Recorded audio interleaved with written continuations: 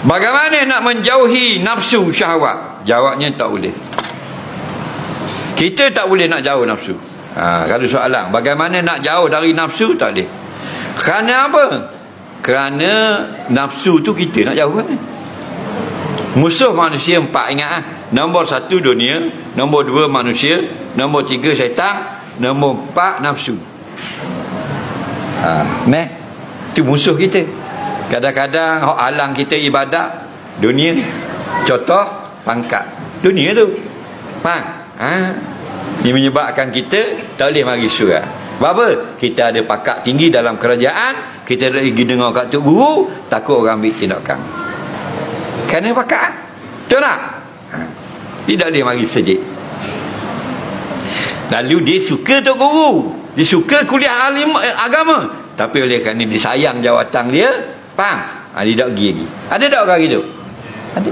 Dia pun bertekad pecing ni dia nak pergi ngaji. Dan oleh pecing mampu kerah. Ada tak gitu? Bola kotak tu jadi sekelak nesang. Buku-buku ponjok datang ponjok kaki, ikat tengah, ikat tepi, bawa tahu lah lubang. Betul tak? Hari pertama pecing mampu kerah, jilat cok. Ada ramai lagu tu. Tak? Tak dang belajar sifat 20, tak dang betul hal semayang atau makninah gitu gini. Dah. Tu kerana pakat dunia tu. Ada orang tak boleh mari sejik kerana nak jaga kedai. Lagi tak ada orang nak tunggu. Orang kata maklum ni orang kuliah subuh tak pergi, kuliah zuhur tak pergi, kuliah duha tak pergi, kuliah garik tak pergi. Hamba nak pergi sangat. Pak-pak gitu tak ada orang nak jaga kedai. Jual. Maklum jual dia kapal selang tak? Gulali, ada khepek sikit. Kedai lah kampung. Tahu teruk 2 kotak.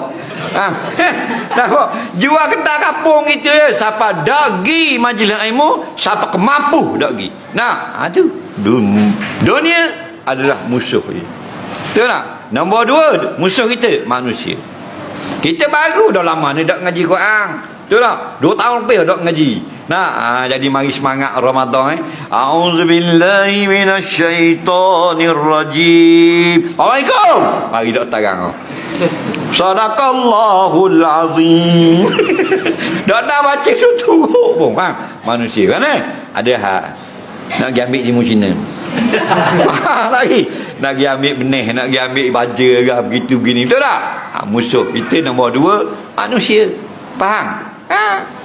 Nombor 3 tang seritang nata setan. Tang seritang tu faham lagi dah. Nampak? Setan ni memang dia berjanji dah. Dan dia akan tunai janji. Dia berjanji apa? Dia berjanji dah nak kacau kita. Dia berjanji bila? Apabila Allah halau dia daripada syurga iblis dan diisytiharkan kafir kekal dalam neraka di akhirat nanti. Dia sakit hati kerana dihalau dari syurga, kerana dia tak benar dah masuk syurga dan akan masuk neraka. Dia pun mengeluarkan satu manifesto. Dia kata la uwiyannahum ajmain. Ya Allah, kau jadikan aku dengan kebesaranmu, hari ini aku berjanji aku akan kacau semua umat manusia. Betul tak? Jadi tunai tak janji dia? Tunai. Iblis tunai janji. Lah betul tak? Dia kacau kita. Syaitan. Dia kacau macam mana?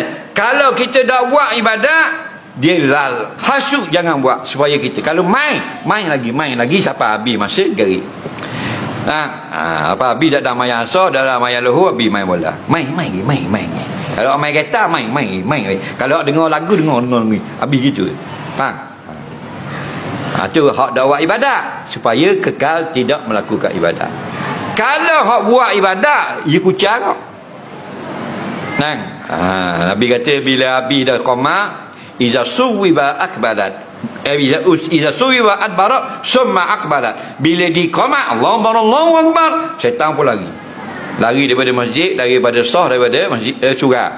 Summa habis, summa tu kata ulama habis daripadanya iqamat akbalat, datang balik, mari balik.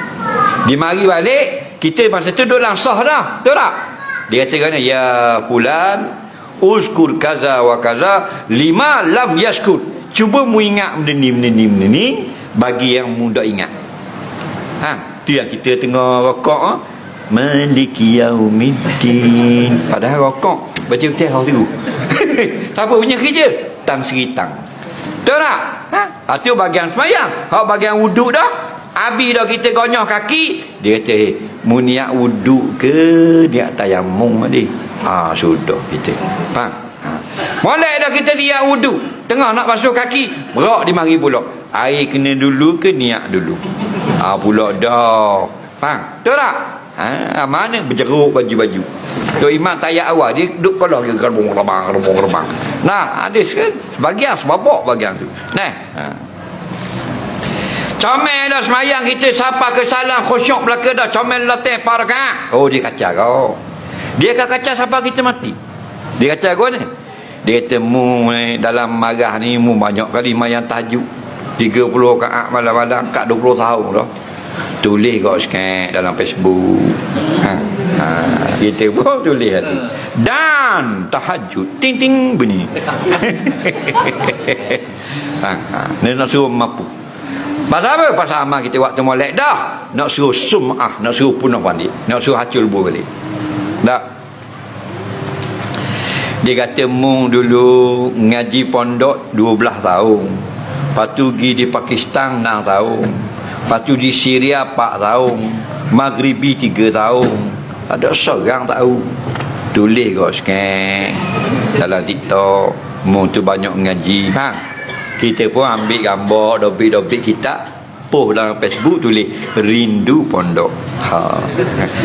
Kana amaluhu haba'am mansura, jadilah amalannya debu yang ditiup angin, bahan bodoh dah.